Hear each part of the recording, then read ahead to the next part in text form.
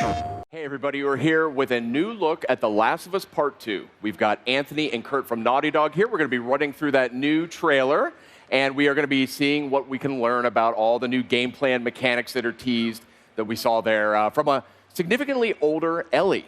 So let's get to that trailer because I want to start digging through it with you guys. But first of all, I want to say congratulations. Thank you. There's been a huge reception for this game here at E3. The gamers have embraced it. It's racked up millions and millions of views on YouTube. So we're going to take a closer look now. But what's the first thing that goes through your mind when you see this trailer now? I mean, you've been working on this game for a long time. It's now out there in the public. And to just see sort of the reception behind it, what does that mean to you? So the whole team has just been working super hard on the game and on this trailer and demo in particular. And we're just so excited to finally be able to share what we think is super amazing with the rest of the world. And we're really hoping with this trailer that people can kind of get what is happening with Ellie. Like has the opportunity to be like a normal teenager. We're seeing like kind of this sweet teen romance that she's able to have. And also kind of just get a glimpse, just like a small glimpse of the vast number of new mechanics and new player abilities that we're going to have in The Last of Us Part 2. I liked the being in the room, the physical church that was built for the press conference. Right. That was really rad to see the press kind of shuffling in and being very confused about what this space was. And then the record scratch and the thing, and then the black lifts, and we see the crowd seeing the room that they're in on the screen. And they're like, whoa, this is this eureka moment of like, oh, yeah, I get it. So it was really awesome. Something that we didn't get to experience when we're looking at this thing a million times. To see it there with 1,000 people in the crowd was pretty rad. The response in the room was just electric. Like, I was just over the moon with the response in the room. The people were cheering, people were kind of gasping, and, with all the intensity and stuff. So it was really great to be able to be a part of that. And what was it like to revisit Ellie's character for Last of Us Part 2? Because it's rare we see a character grow, both physically and emotionally, across a series. So, how did you approach the design of Ellie differently for Part 2? So for Part 2, I mean, it's 5 years after the first game, and Ellie has been forced to survive in this world for 5 years. She's picked up a lot of lessons from Joel, but she's had to learn a lot of stuff on her own. Yeah. So she doesn't have the same kind of impressive physicality like the raw bulk that Joel has. So she's had to be a lot more kind of creative and strategic in using her agility and using every resource at her disposal to kind of overcome these overwhelming odds. So that's why she's able to dodge enemies in order to handle multiple enemies at once. We're seeing that very kind of kinetic melee system that we have. It's a lot deeper than the original. That's why we've added a jump button to kind of add verticality and a little bit more of a platforming element to her escapes. So just in general, her moveset is a lot more creative, a lot more agility focus, but still extremely deadly.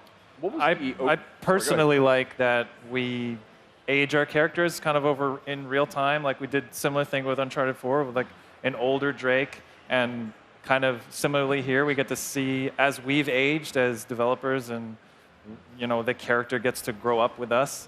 So I don't know, I'm excited that we get to see Ellie as in her late teens.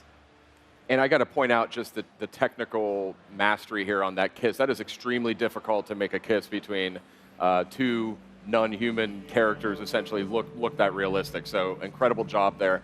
And we're going to dive into a little bit of the gameplay that we got to look at here. Tell me what the overall design goal was for this game. Where was your head at? So overall, we're really inspired by sequels that take risks. We like it when sequels don't just make incremental improvements over the prior success.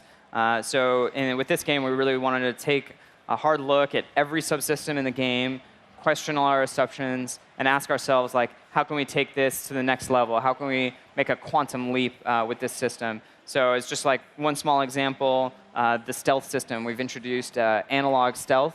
So it used to be kind of binary, whether an enemy could see you or not.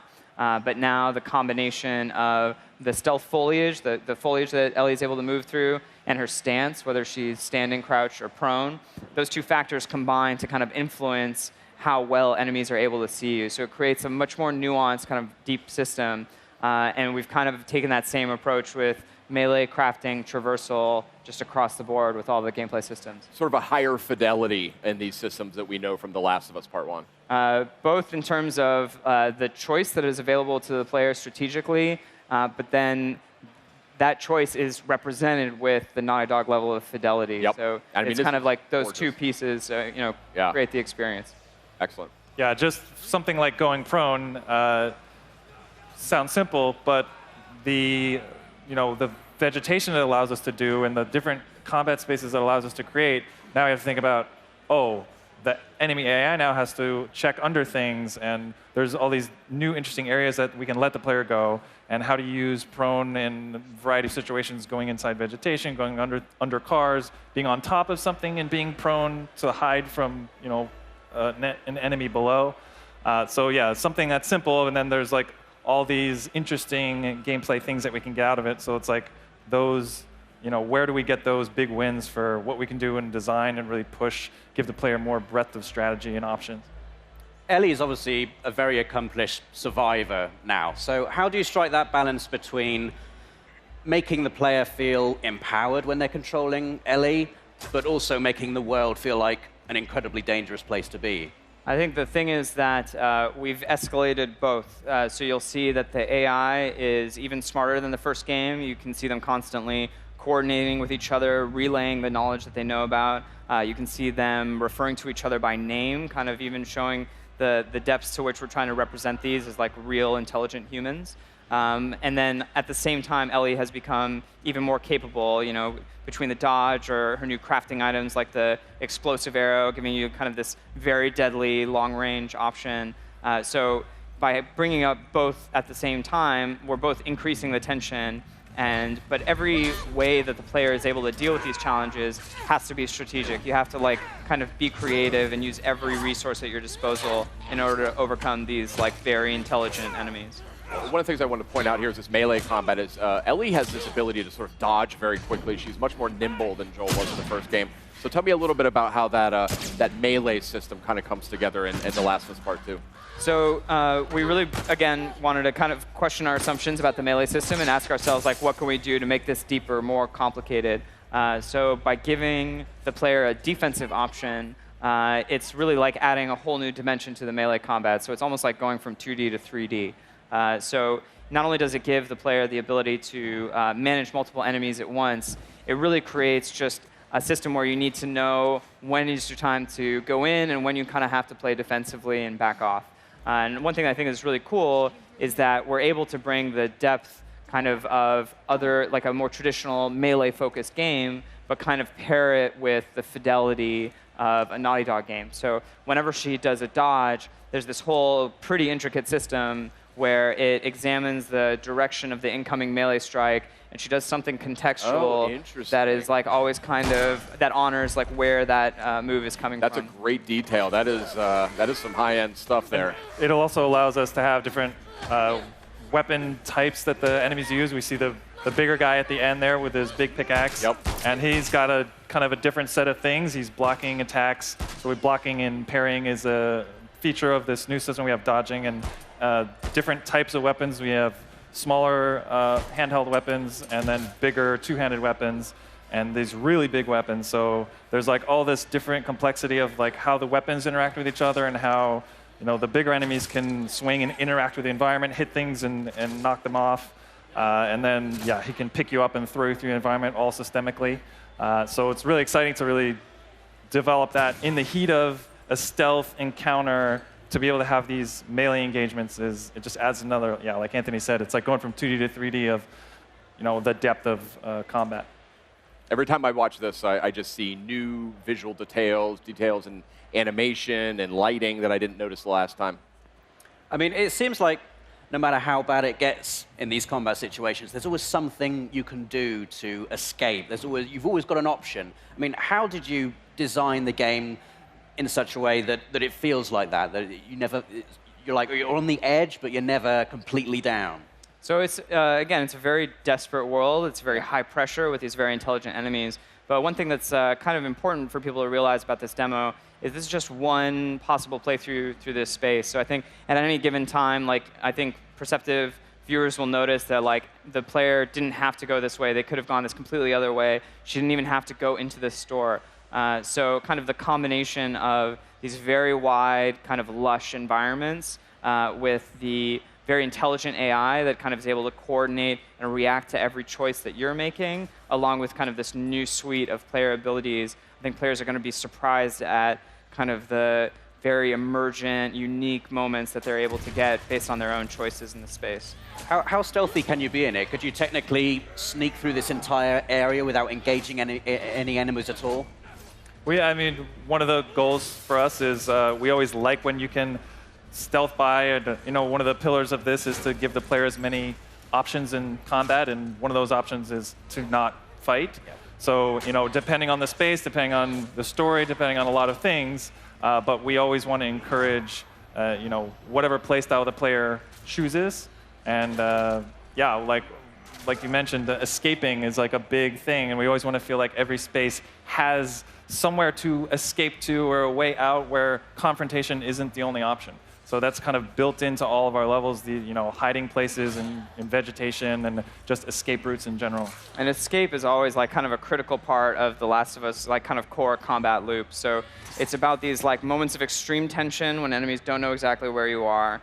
When you get discovered, it kind of explodes into action, and you're kind of like forced to like fight very actively for your life. But then with kind of the new features like the jump button or being able to squeeze through tiny gaps or prone under stuff, we've like kind of increased the depth of even just running away from your enemies. It now has kind of a lot more dimensionality to it. No, we got a quick look at the crafting menu there as well just a few seconds ago, and we heard you mention, and we saw sort of results of explosive arrow. So I'm curious what the thought process is around crafting at this point. I know you guys are still deep in development, things can change, but where are you thinking in terms of crafting? We wanted the Last of Us 1 has like a very elegant crafting system. And, for us, that core trade-off of, even just the recipes and what you can craft and how the things overlap, we've expanded it so that we can have some new elements to give the player a broader range of options, but also have these overlaps in the recipes. So even, in the heat of combat, when it's like, I can craft these two things, but if I craft this, I'm going to lose this, and holy crap. Do I heal, or do I make a Molotov cocktail? It's the classic example. That classic example kind of layered in more depth in the crafting system. That's terrific. Are you still looking at having, and again, this is early days, but upgradable weapons? That was something that was a lot of fun to play around with in the first game as well. Yeah, we have upgradable weapons, and like we said, different craftable ammo types. So yeah, we're going to be talking about more of the player upgrade stuff. We're rethinking again, challenging all our assumptions about player upgrades, weapon upgrades, and we'll be talking more about that in the future. With craftable ammo types, what's really cool about it is that it kind of creates this connection between the crafting system and the gunplay system. So we really like trying to bridge these gaps so that different systems can synergize and interplay with each other.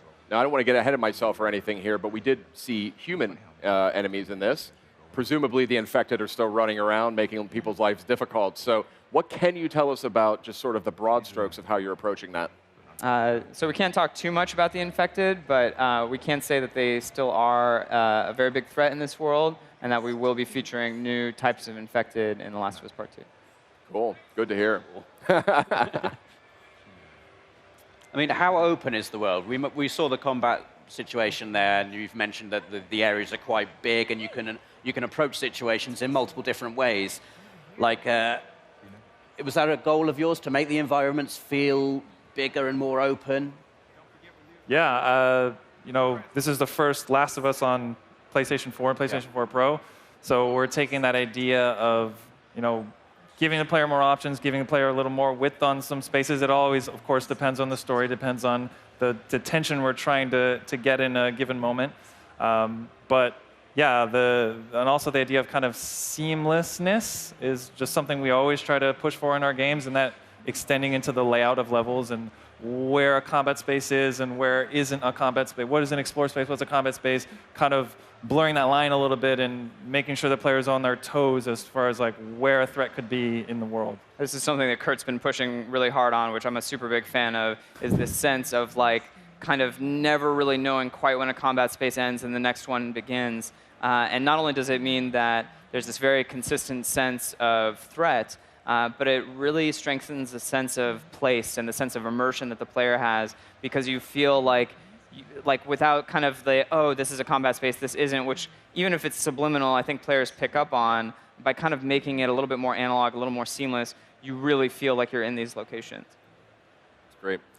Game is obviously looking fantastic, and Kurt, one thing I did want to point out as well is, you had a key role in Uncharted: The Lost Legacy, which introduced a lot of this sort of more open sandbox feel, and I would imagine that some of that would sort of rub off, so to speak, on The Last of Us Part 2. I mean, has it influenced the development of the game, or do you see them as different things? I mean, we always, every project you work on, at least at Naughty Dog, you look at that genre, you look at that game, and it's, what is the best thing for evolving that franchise? And obviously, when we work on different projects, it's not just me. A lot of almost everyone at Naughty Dog works on every single project, so everyone learns a little bit, even if it's just some tech thing or Sure. some technique of how to do something, and then it gets brought over to the next project. So in a lot of ways, yeah, like The Last of Us 1 has influenced Uncharted 4, has influenced Lost Legacy, and we just kind of keep building on what is useful and what does make sense to bring the skills that we've developed in making something for Uncharted into making something that's specifically for The Last of Us. That's awesome. So very much its own beast, The Last of Us, as it should be. Looking fantastic, looking just gorgeous. I can't wait to play it. We know you guys are still heavy in development, so we won't get into release timing yet. I know you're not ready for any of that, but Rob, do you have any final questions for our guests? I mean, I just can't wait to play it. Yeah, I mean, that's what it is for me. Like, when do I get to play? No, I think actually, the thing I'm so stoked about is, if you just look at this demo and you imagine a whole game that is like this, Yeah. I just get so excited about that prospect. Absolutely. I'm so proud of what the team was able to accomplish with this, and can't wait to reveal more about the game later. Yeah. Awesome. All right, well, thank you, gentlemen. Very impressive new look at The Last of Us Part 2. Learned a lot more about mechanics and systems and just how the game plays, and it's no surprise that it looks right up to Naughty Dog quality bar there. So great job. Can't wait to see more. Awesome. Thanks a lot. Thanks, fellas. Yeah, thank you. And we'll be back with Thanks. the closing moments of the PlayStation Live from E3 presentation. Stay with us. PlayStation